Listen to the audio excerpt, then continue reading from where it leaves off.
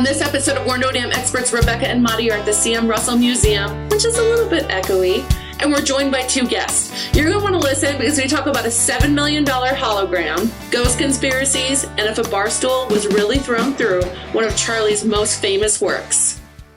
Best damn podcast, the best damn town. You want to get up, get ready to get down.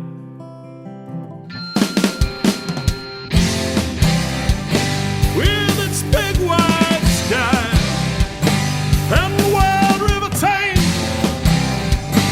if you want to go, we can take you there to Great Falls, Montana. Welcome to the greatest damn town in Montana, Great Falls. I couldn't be more excited for today. I'm Rebecca Ingham. I'm Madi Hazard. And we're no damn experts, but today we do have some experts. We do. With us, we want to introduce or welcome to the podcast a woman that keeps us under control during photo shoots, surprises us with guests for the podcast, and is the marketing director for the C.M. Russell Museum. So please welcome Christina Horton. Hello. Hello, Christina. We were excited when you said we were going to have a surprise guest. We expected a hologram of Charlie Russell. It turns out that's not what the case is. Who do you have with you? Well, it would have been way cooler, but this guy cut my budget. So, anyway, no, we have Tom Figarelle joining us today. He is our executive director here at the C.M. Russell Museum. So, in addition to being a great executive director, he's also a Great Falls native, big champion of Great Falls. So, I'm thrilled that he agreed to come on too. Well, thanks, and I feel like I should start with an apology. I'm probably the least or the most underwhelming surprise guest you've ever had on your podcast, so I'm sorry to you and your listeners. Especially since we had started with a hologram of Charlie Russell talking you can't go anywhere but down after you have that. Instead of Rebecca, what was that thing they did to Michael Jackson to make him perform on stage? And she's like, a hologram? Yes, that's what we need. And we're going to have him have 4 key phrases to answer our questions. But Tom, we often, believe it or not, just to go on the hologram diatribe real quick, that is one of the more common ideas that board members, members of the museum, or random patrons will have, is to say, you guys should consider creating a Russell hologram. And what kind of progress have you made? As if that is a very simple. Yeah, just easy to do. Absolutely love to do that. If anyone is interested in funding that element of the C.M. Russell Museum, at no cost. 727-8787. And I've already got a spot picked out. Okay. It's perfect in the galleries, and we have some general price quotes. So just give us a call. What is the price quote? $7 million. Oh, that's not bad. No. That's not bad. You just auction off a few originals. I'm sure this fireboat right And behind I'm us. pretty sure people would pay an extra $1 or $2 to enter the museum just to have a hologram of Charlie say welcome. Based on our yearly attendance and $1 per person, it'd take us about 3 years to pay that sucker off. That sounds good. That's a viable plan. If I go to that with a bank and I'm like, hey, I'd like this loan, 3 years it's going to be paid off. It's a strong investment. But, in all actuality, I do think that when people mention a Russell hologram, to keep going on this topic for a while, it's coming from not only a place of sincerity, it also reflects why they care about Charlie and why the museum draws them to Great Falls, is because Russell has this kind of very accessible personality. You feel like he's your friend. And so why wouldn't you want to have a hologram of someone that you admire, their personality, their spirit, and you look at them as someone who is a part of your life? If we could do that, and there is a generous donor out there, it not only would be a great thing, I think it really would capture the imagination of people who want to feel more connected to Russell as an individual, just not an artist. I'm not a Great Falls native, so I did not go to C.M. Russell, whatever it's called. You don't have the Russell tattoo? No, I'm sorry. I guess you We'll get that. We'll do that on a podcast and record it. Yeah, I guess so. So coming in here, there was the hologram to greet me. I would get the tattoo. So we'll just put that out on the table. We'll add the tattoo parlor to the gift shop. There we go. Well, that's a business plan that makes sense. So everything's on the table as a good option. We will just settle for the cardboard cutout of Charlie, which is one of the dreams I have for our office, so people can stand next to it, because we partnered on a project 2-ish years ago, and Christina had brought a cardboard cutout of Charlie. I'm like, oh, this is amazing. You need to send me an email about that, because turns out I can make that happen for you. So wait, here's my. See, all you do is ask in your dreams. I'm sure there's a donor calling right now. Oh, wait, this is recorded.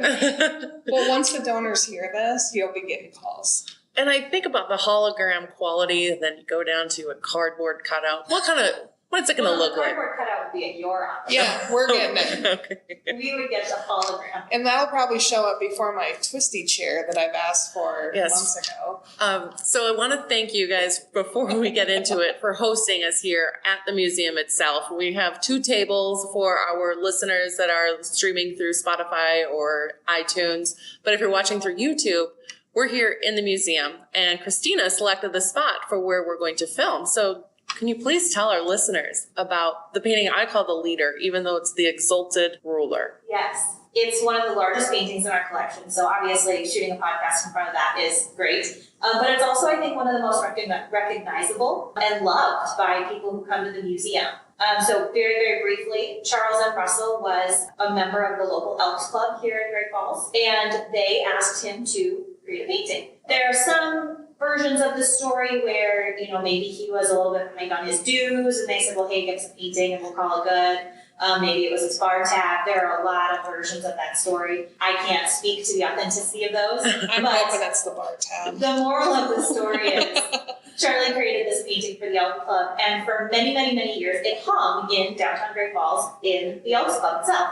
The composition of the painting is pretty cool. If you're not familiar with the Elks Club, it's a fraternal organization that has a hierarchy like most clubs and organizations do. And the president or leader of the organization is called, or the specific location, the chapter, thank you. Chapter president. Is, I believe, called the exalted ruler. But also in elk herds, there's typically a male elk who is kind of the leader of the herd as well. So this depicts this herd's exalted ruler standing front and center at the peak of a hill. If you look to the left of the painting, there is a large elk with a very large rack or set of antlers. For those not in Montana, I know rack has a different connotation, so set of antlers. And that elk is walking down the hill, representing the past exalted ruler. In an Elks Club, it's my understanding that the past president or the past exalted ruler is still very important to the club. Their counsel is sought, and they're, treated in very high regard. So that one's represented exiting the painting, going down the hill on the left-hand side. And then on the right-hand side, there is another male elk with also a large rack coming up the hill. He's bending down, kind of eating to sort of minimize, if you will, his presence. But he's certainly there, and that represents the incoming exalted ruler, or the next president of the club. Let's see, what else Can you tell us about the little crinkles up top? Yeah, of course. I don't know how well you'll be able to see them on camera. And you don't have to see them well on camera, because we want them to come here and see it for themselves in person. Yep, exactly. When you come here to the museum, if you stand to one side of it, you may notice some kind of crackling in the painting. Typically, that's not something we want to see, because that shows that the paint is actually cracked. This painting, however, has such a cool story in that it hung in the Elks Club for many, many, many years. But an Elks Club is perhaps not an ideal environment for an oil painting. It isn't. You can just straight say it. It's a horrible environment to preserve. No. In a museum, you have very, very strict humidity and temperature controls. We follow them, almost all museums do, and that's to protect the integrity of the work, to ensure that the canvas isn't expanding and contracting, therefore cracking. But in the lodge, that happened, and so it has some of these striations or cracks in the paint that you can actually see. It's stable. The painting's okay. It will stay here in the museum forever, and the damage will not get worse. I think it just adds to the story. So, I mean, we're lost in it right now. Well, and there's all kinds of stories about when, and again, I can't speak to the authenticity of these. Tom, as a Great Falls native, you may have heard some of them, but there were stories of when it first came to the museum, it had to be pretty seriously cleaned because it was pretty heavy with cigarette smoke and things, because they used to allow smoking in the Elks Club, and just hanging there, so it had kind of a layer of dust and grime on it. I heard one story once, and I don't really believe it.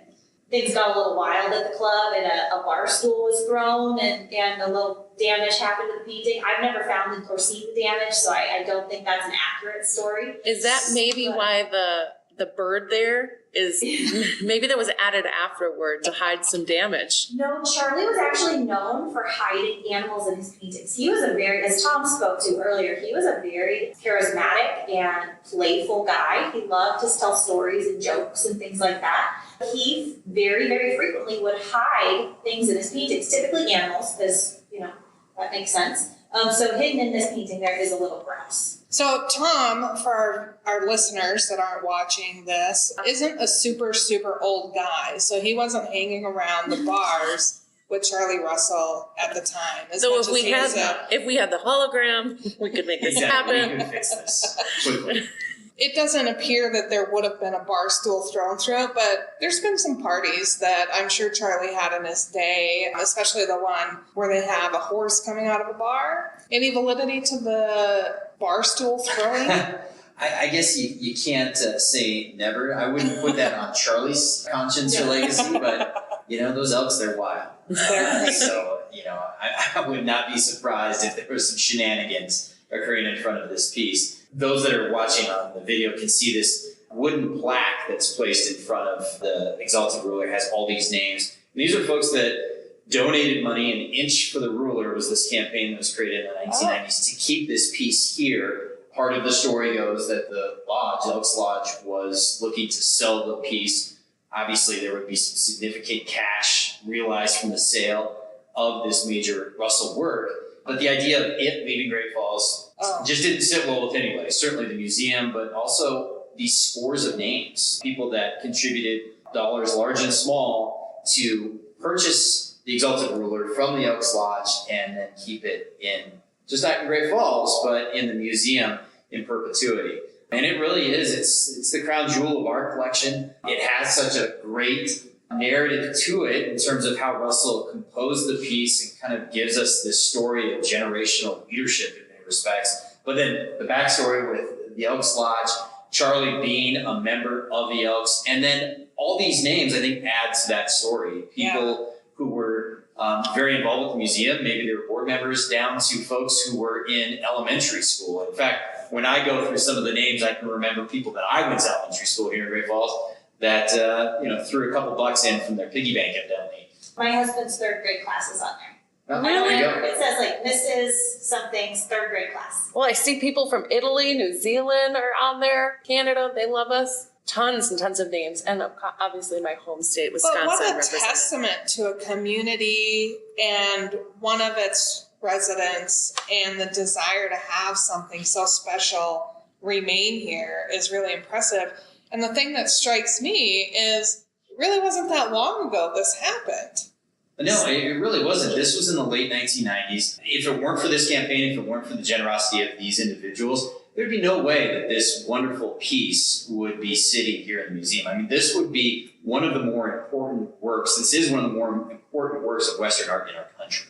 And it's here because of the individuals whose names are on this plaque. It also has inspired others since. We have another piece over here. It's another Russell Hoyle called Death of the Gambler. It's also known as Gunfighters. Sometimes Russell Works had a couple names. It's a Utica scene, so Utica, Montana. It's live action. It's somebody coming out of a bar. There's a cowboy scene right there. That is a piece that one of our board members placed a challenge. They said, if you can raise $3 million to the museum's endowment, I'll provide a major ownership stake for the museum in this piece, and it will reside in Great Falls for the foreseeable future. And I'm happy to report that we were successful in that endeavor. And so this piece, like the Exalted Ruler, will be accessible to the public as they come here to the museum and see a wonderful work of art. We have another challenge that's ongoing right now for a separate Russell work called The Holdup. And The Holdup was the crown jewel of the Mint Bar collection. I think those that know this Great Falls story understand that the Mint Bar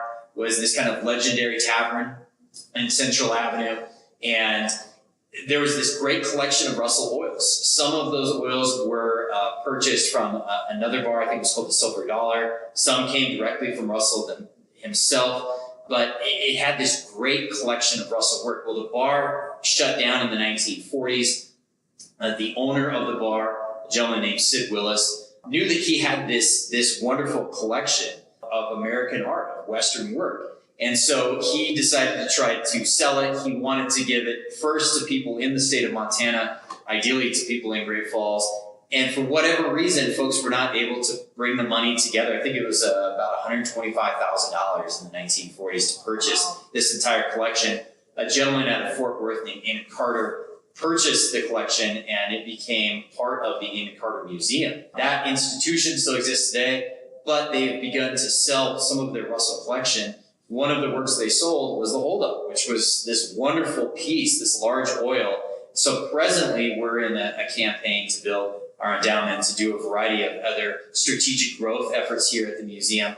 And part of that is to raise another $3 million to bring the Holdup back home to Great Falls so it is accessible in perpetuity for people to come view and see, which is so appropriate because when people walked into the Mint Bar in downtown Great Falls, they saw the Holdup and they were really mesmerized by it. It's this great stagecoach scene with all these Western characters that are literally being held up by a gentleman, this kind of mythical figure in the West. Well, he wasn't even mythical, he was a real person. Big Nose George. So he's holding them up. So Russell captured this scene. But I think what's fun about it is virtually anybody can assign themselves to one of these characters in the work. So in the composition, women, men, you can see someone who looks like maybe a banker. You can see someone who is maybe a rancher. There's an age disparity. So you can kind of see yourself as a character in the West and a character in the Holdup. And 2020, I think, taught us that things get held up in our lives.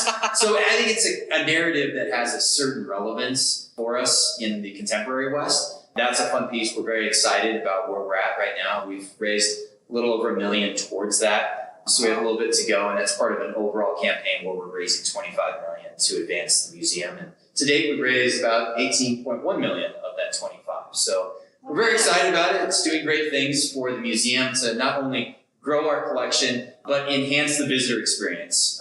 We were very grateful to the City of Great Falls to vacate a street out front. So we'll be expanding our campus, recreating an arrival experience, and just making our museum a very compelling place to not only just learn about Russell, but to learn about the American West. That's so awesome. And people can donate from your website, right? There's a button there. A giant give now button right at the bottom. Perfect. We'll make sure we link that on the show notes. Perfect. And then Tom mentioned Death of the Gambler, and I'm sorry not to backtrack a little bit, but what I was saying earlier about Russell hiding things in paintings. So when you come to the museum, you can look at Exalted Ruler and try to find the grouse. There's a few other paintings, including Death of the Gambler. Death of the Gambler is unique in that it's not an animal, it is a ghost. Ooh. And so when we're done here, well, I'll take Mari and It's a hologram. Rebecca. Oh, yeah, it's a hologram. Finally, the unveiling on this podcast. And there is some debate as to whether or not Charlie intentionally put the ghost in, or if it's a remnant. He maybe started to draw a person and then changed his mind and painted over it, but over time the paint has kind of come to the surface, which happens on occasion. Or it's a real ghost. Or he intentionally put in a ghost. And I am actually team ghost. Okay. And it around the museum, there's always, like last summer, we had a great exhibition called Return to Calgary. And in it, there was a hidden animal. I was convinced it was a little deer. No, I'm lying. I was convinced it was a little bunny, a hare. Okay. Big difference. Okay.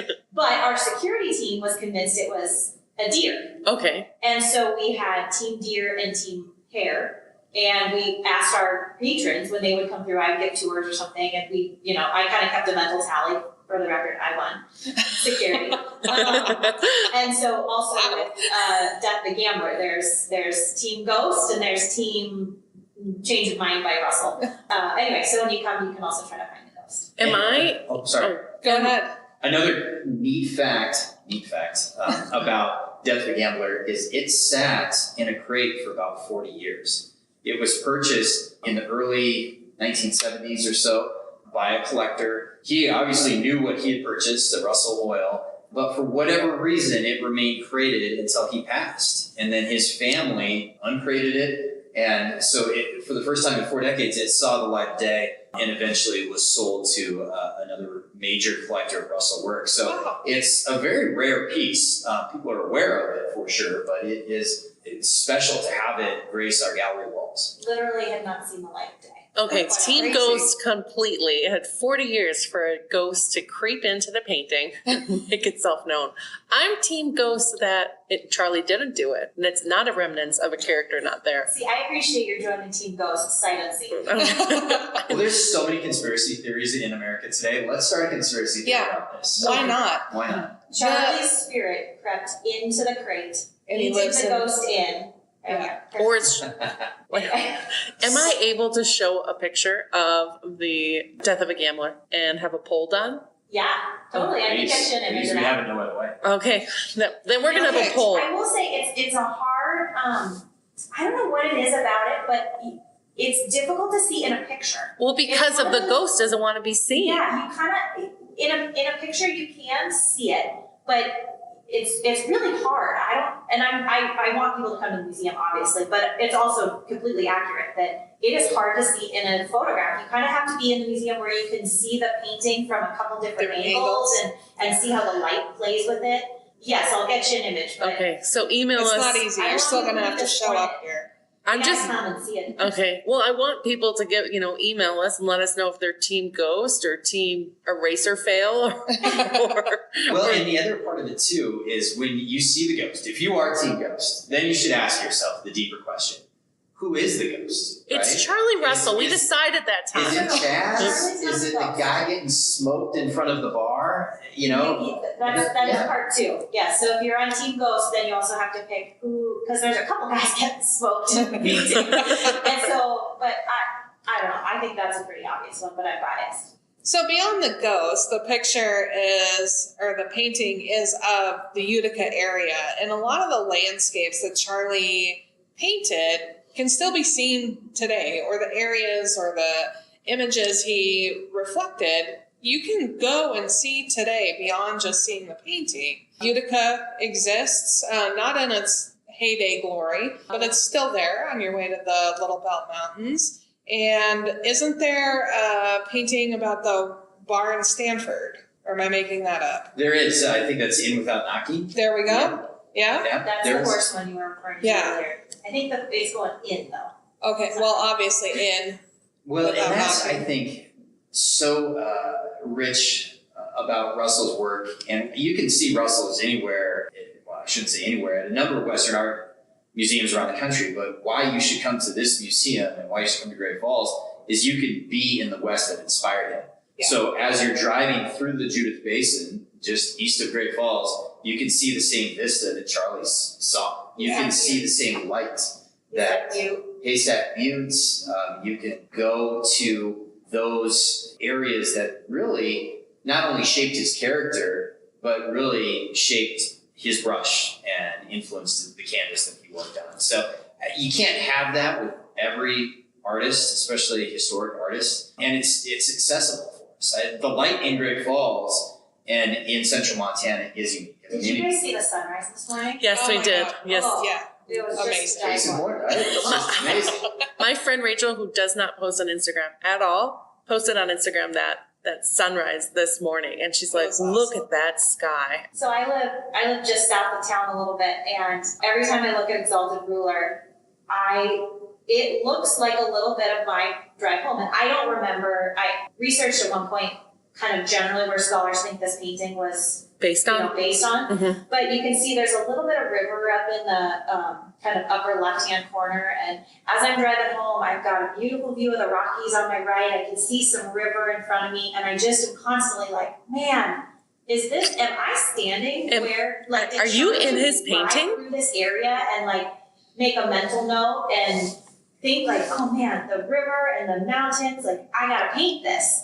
And it's just a really cool, you drive up to Fort Benton, same story. Yeah. You're driving through the country where Charlie painted a painting called The Jerk Line. And it's someone taking a wagon train. Supplies had come and stopped in Fort Benton, because that was a major stop on the Missouri River. They'd have to unload them there, and then they would take them on wagon train overland, because we had the Great Falls that they couldn't take the riverboats through. So there's this incredible painting of a wagon train, and the horses have kind of gone off the road a little bit, and the wagon master's got his big whip out, and he's trying to get them back on track. And that's, 40 miles up the road in Yeah. Fort Benton. I So there's remember. just all these cool things that are right here. You guys need to come to this museum because I remember when Dwayne gave me a personal tour and he talked about the jerk line and he's like, look at all the knowledge that Charlie had of the Cowboys and the West and was able to incorporate it in his paintings because I wouldn't have known anything about that. And then Dwayne talks about it and I'm amazed at it.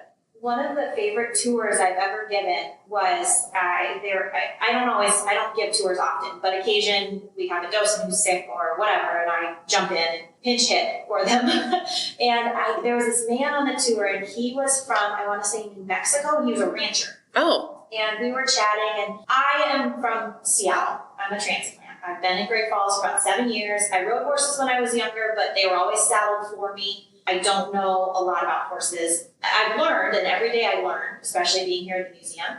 But this man, I was talking actually about the jerk line, and I was saying one thing that I've been told that is so cool about Russell is his incredible authenticity and accuracy. He was a cowboy, and so he knows that the saddle that a wagon master might have on his horse would be different than a saddle that a cowboy would use out on a cattle drive. Or a woman might be riding on a horse through town. Like those saddles are going to be different. The bit in the horse's mouth is different. The reins are going to be different. The way they hold the reins is different. And I was explaining all of that, and I peek behind the curtain. I do all of that while just praying. No one on the tour is going to ask me the specifics of, well, what kind of saddle what kind of bit is that? A wagon master's saddle. Yeah, obviously. But this man who looked like a rancher, and so I always get nervous when I'm giving that bit in front of someone like that, kind of came up to chat with me afterward, and I'm like, oh, I hope I didn't get something wrong. That's so embarrassing. And he came up and he said, you are spot on. I'm a lifelong rancher. I grew up around horses. I use a horse every single day. And I can tell you, and I wish I've since forgotten, but he actually told me, he was like, this man is using a da-da-da bit. And I've seen other Western painters, and it's a really unique bit, but it looks cool. And so you wouldn't typically see it in a lot of situations. And this is a situation you would use it in. And I see it painted all the time in wrong situations. And I just so appreciate that Charlie even has the stirrups right.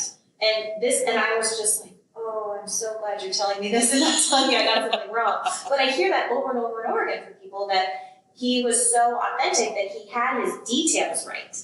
Yeah, I think that, just adds to it, because when we look at the fireboat, when you look at the sign language that was used for that one, I just repeat that all the time. I think that is so cool that the chief that is up there, or Native American that is doing the signal to his fellow rider, and it's like, look at this fireboat. And to me, it would have just been like, oh, it's a hand. But no, he's doing this signal for fire, and I love it. I could look at these paintings all day. Well, and it showcases what I think not only made Russell different amongst his contemporaries, but why he's still very relevant today. The fireboat, great example, right? The primary characters there are indigenous Americans, not white Americans. Yeah. And for an artist in the early 1900s to do that story, to build that narrative, was incredibly unique. But that's what makes him kind of this timeless figure yet today. And I think my favorite pieces are those where he has an indigenous focus. And he inspires other artists. I know that those that we work with, living Western artists, find him, very compelling and very rich for our time because of that. And it makes him exceptional relative to his peers in the early 1900s. One of my favorite headlines I use when marketing the museum is some historians work in watercolor and oil. And it's because a lot of scholars actually consider Russell's work to be so historically accurate that he was kind of a historian. He did tell, and thankfully a lot of his stories were written down, so we do still have them in books and things, but he gave us this incredible visual narrative for a West that existed maybe before photography was really prevalent or easy. You can't tell a bunch of elk to please hold still for 5 minutes while we set up our giant plate glass camera.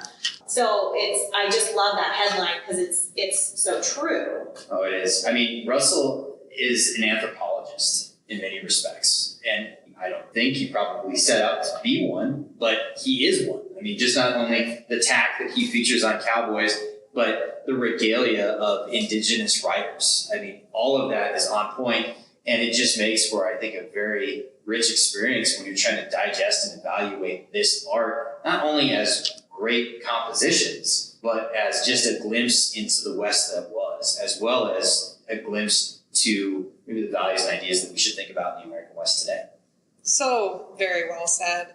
Shifting topics just a little bit, the coolest thing I think about the Russell, beyond the fact that you get to walk through history when you look at his work, you get to see everything that Tom was talking about, what you would actually see. It's not one-sided or pockets and pieces of every area that Charlie was witnessing. But then in addition to these works of art, we have Charlie's home and Charlie's studio on the campus here, which is a unique feature that not a lot of museum complexes have. Oh, that's absolutely right. We look at Russell's home and studio as parts of our collection. I mean, they're not fine works of art, but in many respects, they showcase the artist in a way that no other institution can. And not only do we get to interpret Charlie in a more unique and compelling way, I think more importantly, we get to talk about his wife, Nancy.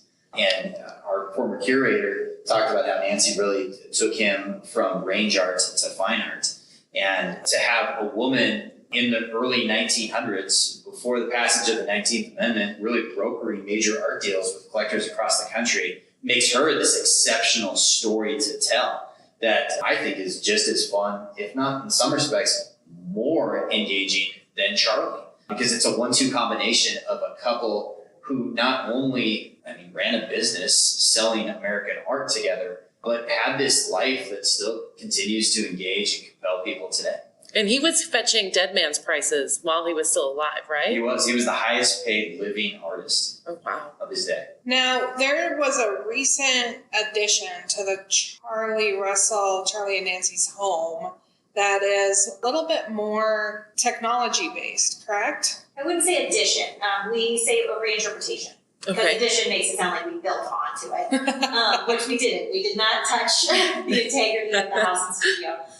The house and studio were built in the early 1900s. So you can imagine buildings that are over 100 years old tend to need some maintenance. And so probably 3 years ago now, we started a project to both, what's what I'm looking for, protect and conserve the physical structures. And then we also took that opportunity to completely reinterpret them. You know, if you look on our YouTube channel and our Facebook page, we've got this great video of our historic architect and the wallpaper specialist that he hired. And he's peeling back layer by layer with literally anyone who's removed wallpaper. He's using an X-Acto knife and a sponge to very, very carefully take off layer by layer. So when we got to the bottom layer, the original, layer that Nancy Russell picked out to go in that house, we could send it to a forensic specialist who could take samples of it and tell us what the pattern was, what the color was. And then we paid another artist to create a stamp, like a hand stamp, that was, I think, 3 feet long and maybe 18 inches or 2 feet wide, and in the style of the wallpaper that the Russells had. And they hand stamped this new wallpaper that we could put up in the house so it would be as authentic as possible. So my favorite thing to do, I have a lot of favorite things to do. One of my favorite things to do is to go out in the house, and if you look at the wallpaper, because it was, all hand stamped, there are little mistakes, little errors in it.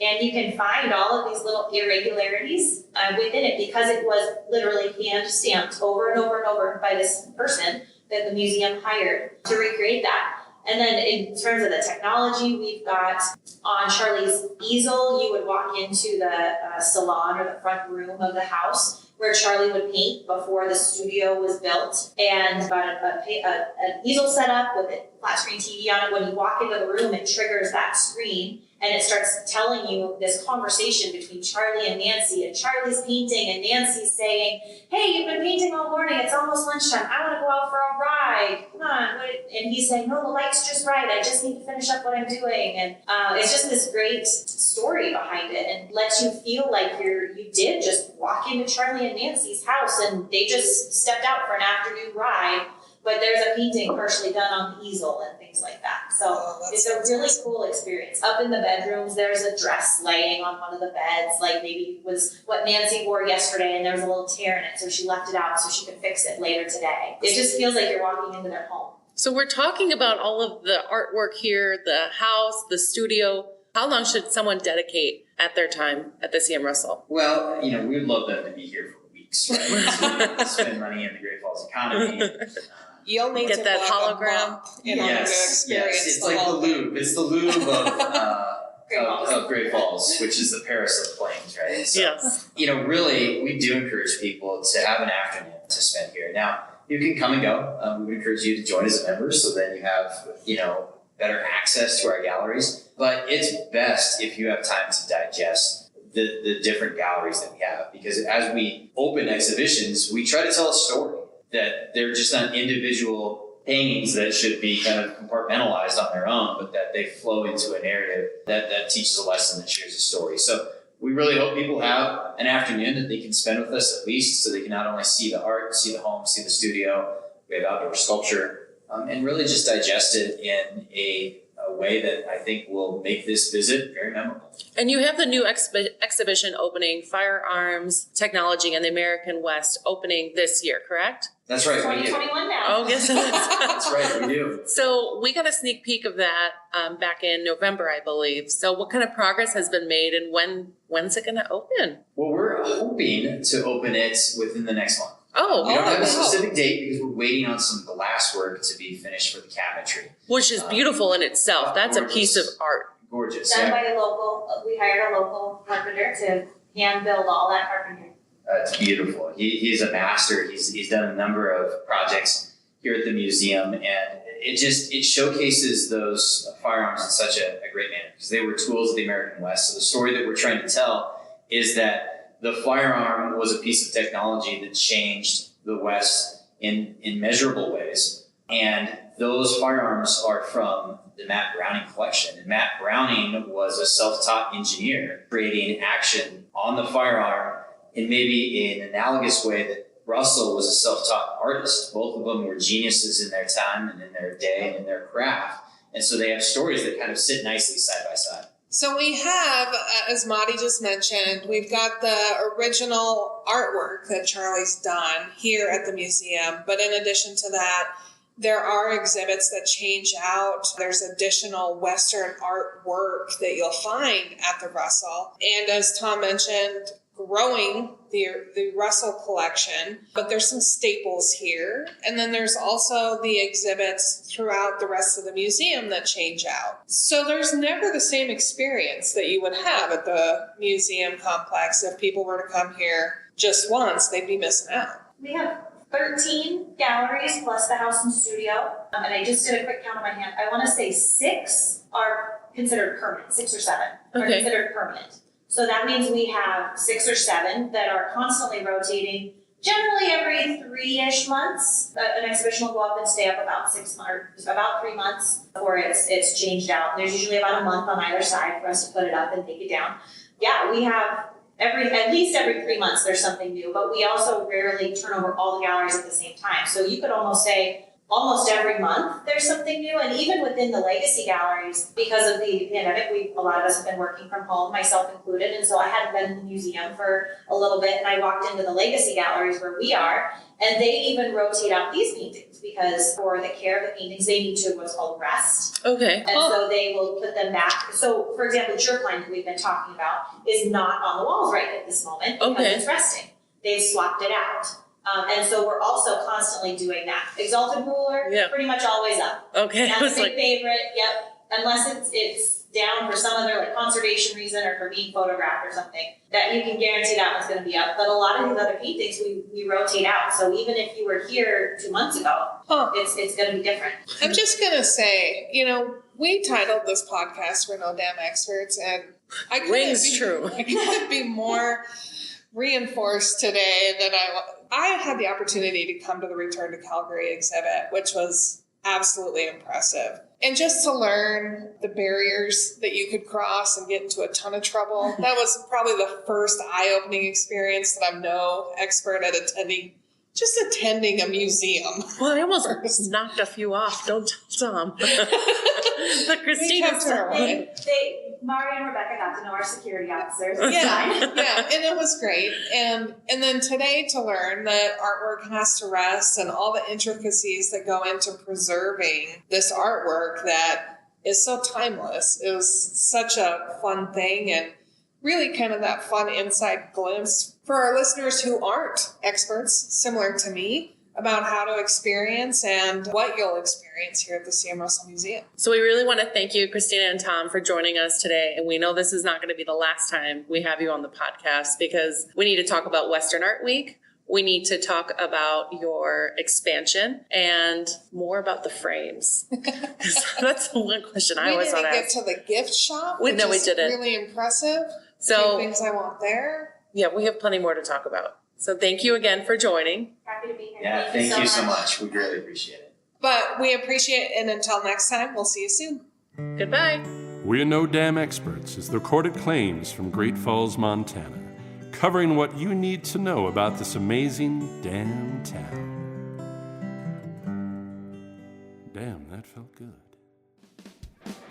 On the next episode, we have an expert on Native American history and culture in the Great Falls, Montana area. The conversation is so damn good that we're going to need to break it up into a 3-part series. So stay tuned next week for the first episode.